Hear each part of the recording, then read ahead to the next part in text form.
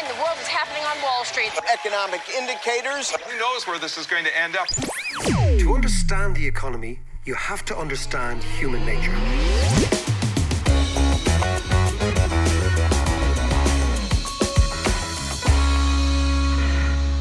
Welcome to the David McWilliams podcast. The podcast, again, the idea is to make economics as accessible, as open, as comprehensible, and as relevant as possible. As always, I'm joined by my old mate John Davis to tease out the issues. And this week, the issue is going to be what happens in Ireland, particularly Northern Ireland, after Brexit in terms of the road towards United Ireland. Now, it's made much more significant with the news that Theresa May's premiership is over. She's gone. There is now going to be a new Prime Minister in the UK. It's likely to be Boris Johnson. The question is Boris Johnson going to be the last Prime Minister of the United Kingdom as we know it? And if the United Kingdom breaks up under the strains of Brexit, the most important issue for Irish people is Northern Ireland. Irish unity, or what might end up being a shared Ireland, which is totally different to the Ireland that we now live in. This, and I really believe this, is the most significant change that will come about as a result of Brexit and the British decision to leave the European Union. Before we begin, I want to just mention that this episode is brought to you thanks to our Patreon supporters. And to help support the content, and perhaps more importantly, to unlock exclusive comment and scenes and footage and episodes, please consider becoming a patron at patreon.com/David McWilliams. So, Mr. Davis, how are you, man? Very good indeed. You were in London this week. I was over in the mainland.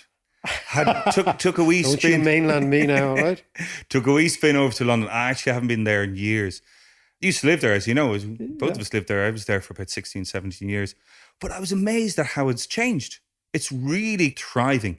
But I love it because I still actually see it as a kind of a second home because I spent so long there.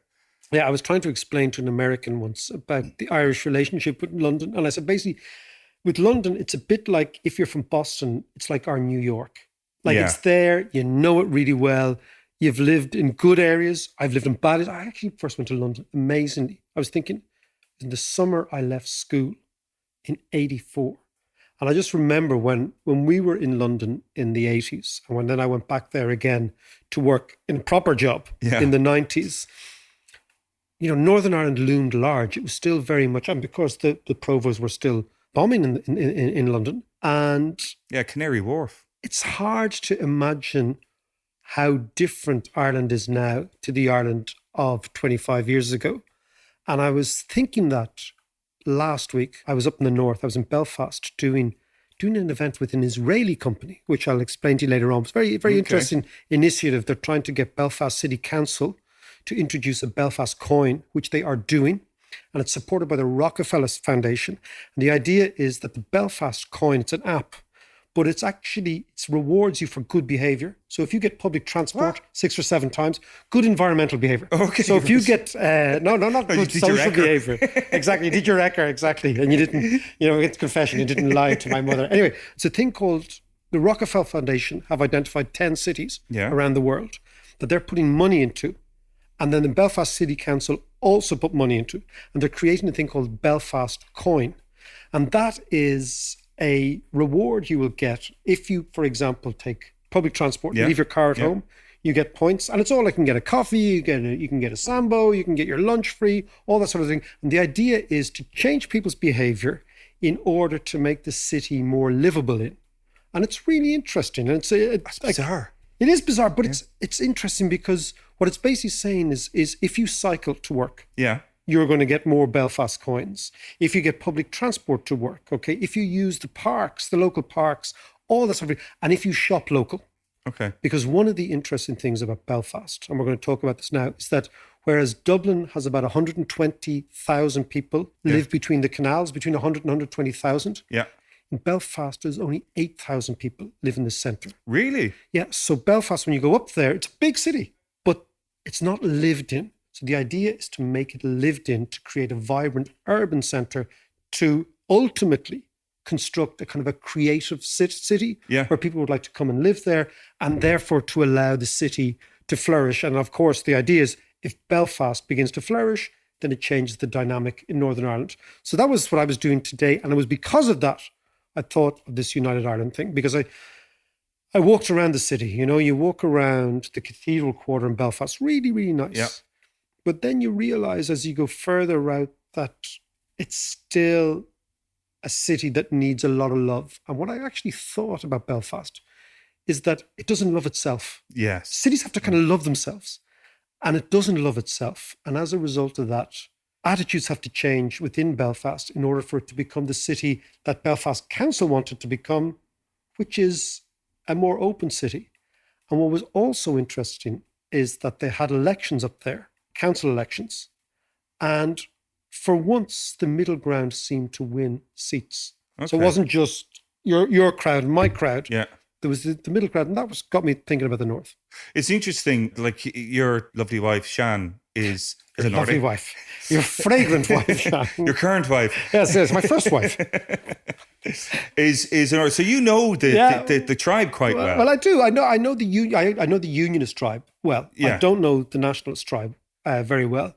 It's an interesting thing. I mean, I've thought about the North for a while. I was actually thinking about Star Trek and the North. Go this on. week. That in 1990, when you were hanging around London, and when I was in London, Yeah. an episode of Star Trek was banned. And the reason it was banned, Star Trek has been banned in Ireland and England and nowhere else. It was censored. And the reason it was censored was that Commander Data, the real nerd, the kind of Finn McLaughlin of the whole story. Yeah. Commander Finn, we should call him that. Actually, that's a good idea. Call him Commander. But Commander Data was musing about terrorism and freedom fighters from the vantage point of 2364 or something like this, right? Right. And he mused out loud that Ireland had become unified in 2024, so in 5 years' time. And because it was in 1990, the BBC banned it because they thought that him musing aloud about the success of terrorism, freedom fighters, whatever you want to call them, would actually embolden both sides to violence. And if you think, 1990 was when the IRA bombed the stock exchange in London. Yeah. The IRA killed the Conservative Ian Gow. Do you remember him? A minister very close to Thatcher. Right. And 87 people were murdered by either side in the North. So it was a serious year. And what struck me was that he mightn't, Commander Data, given what's happened in Brexit, given what's happened in demography, given what's happened in economy, 2024 might not necessarily be the year of a united Ireland, but it could well be the year, so he mightn't have been that far wrong, beginning of it, where the Catholic population tips over to a majority, and then it all changes. So I was thinking about that today. What a bizarre and extraordinary storyline. I mean, the BBC and RTÉ have banned very few things, but they thought Star Trek was sufficiently inflammatory to ban it in 1990. So that's what we're going to kick off today. Excellent. And as you said, I am half Northern, okay, in terms of my marriage. It's funny, for most Southerners, to use the Star Trek expression, the final frontier, many Southerners think the North is the final frontier, like it's different and we don't know it. And certainly when we were growing up in Monkstown, I met very few Northerners. Yeah. And we never went there until our good mate Murphy, who's now in Hong Kong, like our entire generation is scattered to the four winds, married a Northerner, and he asked me to become his best man. But the interesting thing is the bridesmaid at the marriage couldn't stop laughing at us Dubliners and our ridiculous notions. And who is that? And then I married her. And I married the bridesmaid. And that was it. So that's how I got to know the Northerners. And so that was 25 years ago. And just before the ceasefire, the IRA ceasefire. Yeah. And I have been perplexed by the North ever since. And that was the beginning of my Northern Odyssey, which now culminates obviously in, monthly visits up to see Granny and the kids, see the, and our in-laws and all that. So I do know it quite well. So we were talking about Brexit before and the kind of law of unintended consequences. Is the North going to be part of that? Is it going to be one of those? This is the issue. So if you stand back and think, right, the Good Friday Agreement, the IRA ceasefire 25 years ago, 1994. Yeah. Then you have this proxy Is it on, off, decommissioning, this, that, and the other? Then you have the Good Friday Agreement of 1998. Yeah. Okay. And the Good Friday Agreement is 21 years old this year, and we should never really underestimate how powerful it is. But what it did was it kind of locked in the status quo. So the Unionists could be British, the Nationalists could be Irish. There was a sort of a give and take compromise in the middle. Yeah. Now, it didn't really matter if on the ground there was not much marrying. You know, as I've always said, the best thing about Northern Prods is you should sleep with them. That's the best way for Southerners to get to know them. You should sleep with them, marry them, have kids with them, right? Right. And then all is good. So our kids are like the Good Friday Agreement incarnate. Yeah. Right? Yeah, God love them, right? But anyway, so that was the status quo, and it lasted, and it was quite firm. Now, of course, you've got Stormont and this, that, and the other, but it was what people accepted was the best option. Northern Ireland, in Britain, in Europe. Yeah. Brexit changes that. Yeah. So the Northern Irish obviously then vote significantly to remain in Europe. And that was both sides, of course. Both sides, Yeah. mainly nationalists, but a big chunk of middle of the road unionists, a big chunk of unionists who said, look, we want to be European, we want good relations with the South, and let's see how it goes, Yeah. right? And we're happy with Britain as a devolved, decentralized state where, yes, the capital is London, but you've got the Scottish Parliament, you've the Welsh Parliament, and you've the Stormont executive. Yeah. Okay? This was Blair's. This is Blair's big idea that Yeah. we decentralise the UK, and that'll give the regions as much power as they need, and you'll basically keep the whole project on the road. Yeah. Brexit changes that, because to Northern Irish nationalists, it says you are going to be part of a Britain, a kind of a very English Britain, Farage's Britain. And they're like, we don't want that. So suddenly the Good Friday Agreement, which was the status quo, which everybody more or less agreed with, is now put in the back burner. And Brexit changes the dynamic. The Northerners vote to stay in the European Union, but they're being dragged out by the Farages, the Boris Johnsons, Yeah. all these people who show nothing but contempt for Irish history. And frankly, you're back to a situation where the Northern question again begins to open. What is going to happen? And then you add on top of that the crucial thing, which is demography, because demography is destiny. And in a place like Northern Ireland that was set up demographically to ensure a Protestant stroke unionist majority, once your entire legitimacy as a state is based on demographics, then if your demographics changes and nationalists become the majority, then you have a total change. This is the angle that most of the Brexiteers really don't get. No, And because they don't care. Well, they don't care. And this is where, you know, they hadn't thought this through. And now we are on the road to... Well, the interesting thing about the DUP is the DUP are implacably opposed to United Ireland. That's their core value. But by supporting Brexit in the way they have done, they have probably done more than any nationalist politician or any nationalist movement in the last 70 years to bring a united Ireland forward. Because the Catholics in the North said, hold on a second, we want something different. Yeah. And therefore we look at the demographics. And I did something really interesting. The great thing about economics is the data, right? And the Brits have a census every 10 years. So the last census was 2011. And the Brits break down their population in Northern Ireland on Catholic or Protestant religious grounds, okay? Yeah. And they do it in cohorts of every 10 years. So if you look at the oldest cohort in Northern Ireland, these are the people over 90. So these are the people who were born around the time of partition or just after. So these are the first children of the Northern Irish state. What you see is the split between Catholics and Protestants is 68% Protestant, so close to 70% Protestant, 25% Catholic. And then 5% no religion, right? Yeah. So that really was the status quo at partition. And those people there, there's 12,000 of them still left living in the north. So over 90s, massive Protestant majority, underpinning the union, underpinning the status quo. If you look at the same statistics for kids under the age of 10, so the new generation coming up, the Protestant population is halved. It's 35%. The Catholic population has almost doubled to the mid-40s. So United Ireland, based on the proxy, and I know people will argue that not all Catholics are nationalists, not all Protestants are unions, but it's a good approximation for what's going on. What you see is the United Ireland is coming. The Catholics are going to be in a majority. Yeah. It's inevitable unless there's some change in the north. So you take two things. One is Brexit is a political earthquake. Then that refocuses on the demography, and the demography is only pointing to a united Ireland. And then the interesting thing is that the nationalists simply just have to wait. Yeah. The unionists have to come up with a reason to make nationalists love Northern Ireland in order for Northern Ireland to remain an integrated state. And that's where we need to look at the economics. Yeah. So how is that going to play out, particularly with regards to the Republic? Well, let's again look at the numbers, right? So how it's going to play out. So culturally, we know that it's very different.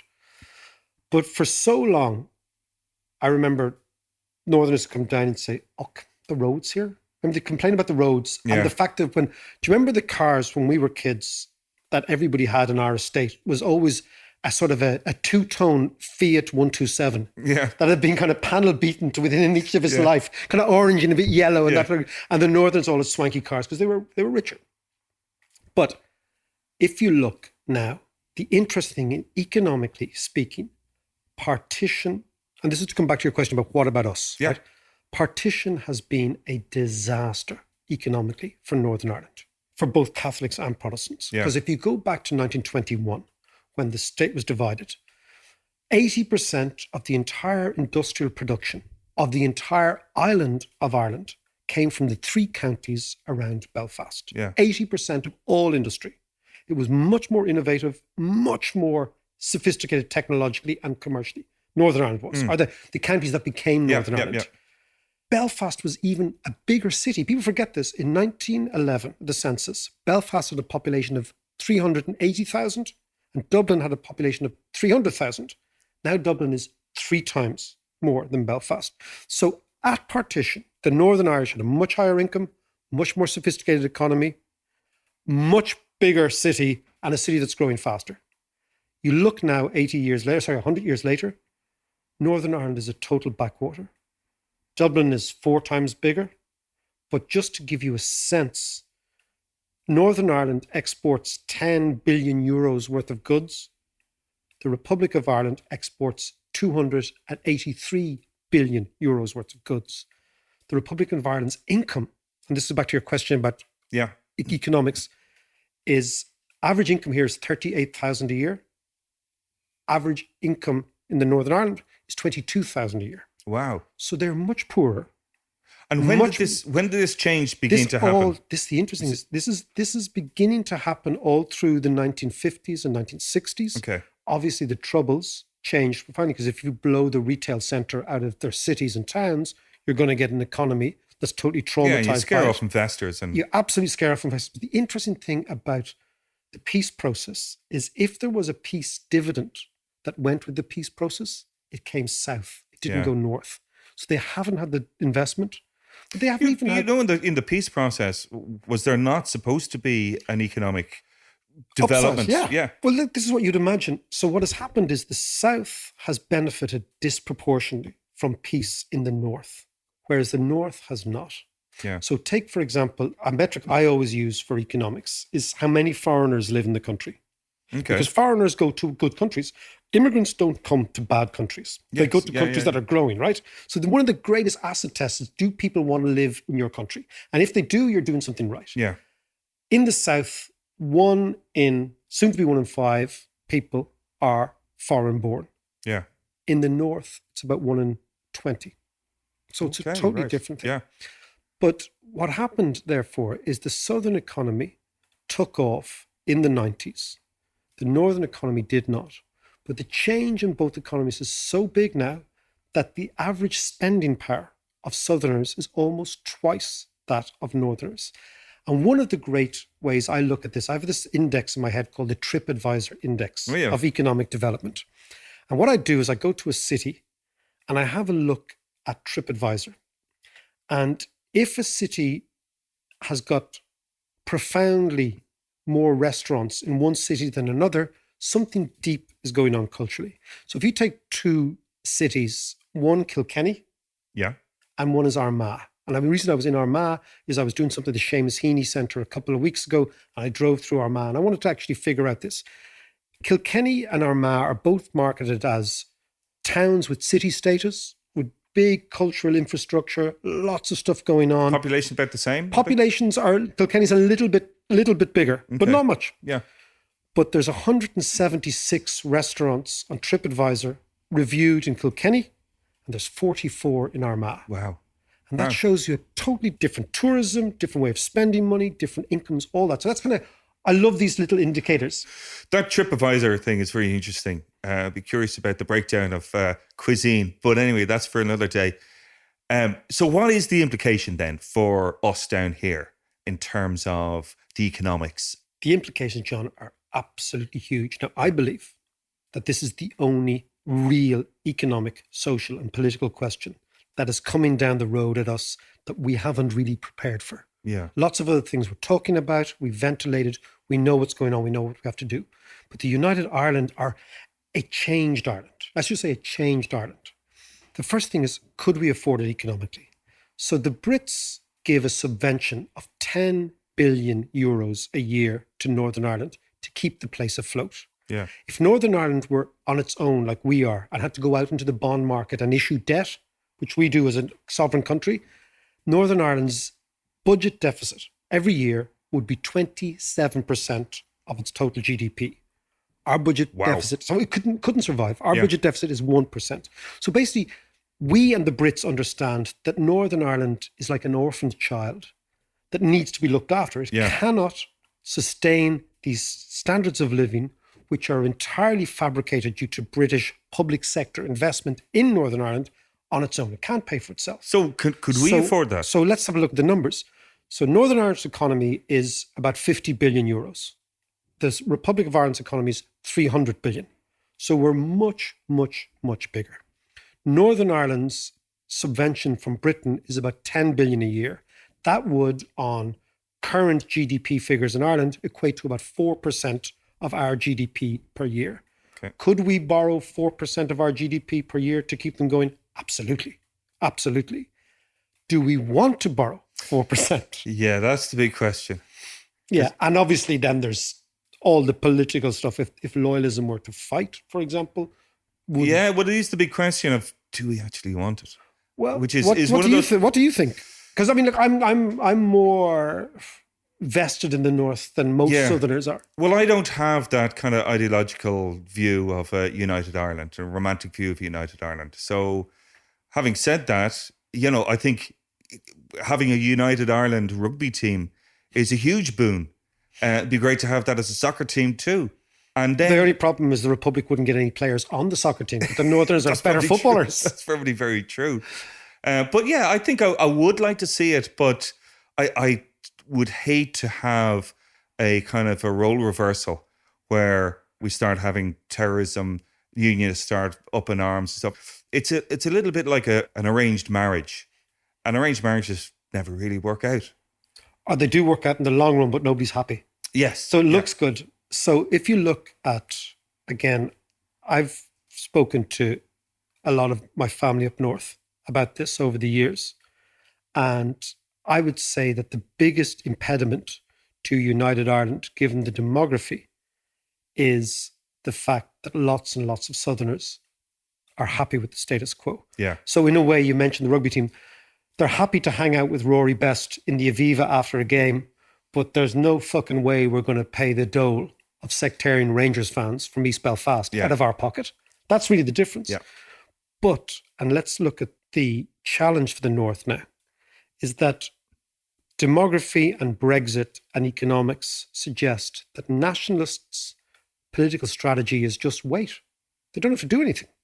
Whereas the unionists have to come up with a political strategy that makes Northern Ireland attractive to nationalists, because ultimately the interesting thing is unionists are going to have to persuade nationalists to vote unionist in order to preserve the union, which is the real paradox of where we're going to go. And in order to do that, I think unionists are going to have to find a de Klerk type character. Right. Do you remember F.W. de Klerk? I do. Who basically in South Africa said to the whites, it's only going one way. let's make a deal now with this Mandela dude because he's going to be much more plausible and our position is much stronger than whatever the hell is coming after him. Yeah. And I think unionism has to find a de Klerk type figure to actually say, hold on a second, the world is changing. And in order to do that, to make the North more attractive, they have to make it much more open. So for example, LGBT, they have to have LGBT rights up there. They have to have abortion rights. Yeah. Northern Irish women cannot have abortions, even though all other British women can have abortions. So the unionists are kind of British when they want to be, or the DUP, and they're not British when they don't want to be on LGBT. I also think they're going to have to figure out, and we're going to have to figure out a way of looking at the all Ireland as one economy. And when we're going to attract an investment, I mean, we need the office space that is Northern Ireland. We need the infrastructure, right? Yeah. And their wages are lower than ours, but the population is well educated. So together we can do things which I believe would be in the interests of everybody. But that means, John, it's not necessarily a united Ireland under the Republican flag forcing unionists, of which there's 800,000. Yeah. But to put that in context, there'll be more immigrants in Ireland than unionists in the next year on the whole island. Okay. Right. So it's quite because our society's changed. But we've got to figure out a shared Ireland. How do we share the island so that they're not threatened and their nationalists in the North feel at home? Now, this is where a really interesting article by Seamus Mallon was written, which I read the other day and I thought it was fantastic. And he talked about trying to create in the North a shared home, a place where all traditions can figure out that they kind of belong without one crowd winning and one crowd feeling. How does that work? Well, he was trying to say that it behoves Northern Irish politicians and ourselves to begin to dial down the language, to change things, and ultimately to see that if Ireland is to avoid something really nasty like the Civil War, which could happen if the United Ireland is exclusively the only option, then we've got to figure out a way of a confederation, maybe having something where Ulster still or Northern Ireland still remains slightly separate, some sort of joint authority. But ultimately, and I come back to it, the status quo that has pertained for the first 100 years of Northern Ireland's state, because it's 100 years old, 2 years' time, and which was bolstered by the Good Friday Agreement, is over. So what Brexit has done, it has changed the Good Friday Agreement. It has undermined the Good Friday Agreement. It's brought forward Irish unity because demographics is destiny. And then ultimately for all Irish people, for us and for Northerners, we have got to figure out what is clearly the biggest political question, which is how do we live together in peace on this island, all of us together. Thanks so much for listening to the podcast. Now, if you like our content and you want to support us, please consider becoming a patron at patreon.com/David McWilliams. If you become a patron, you can unlock all sorts of interesting new content, interviews I'm going to be doing, ticket giveaways for those interviews, those conversations with really interesting people, experiences that you can't get anywhere else. And this will ensure that the podcast remains ad-free and you can get all of this stuff for the price of a pint.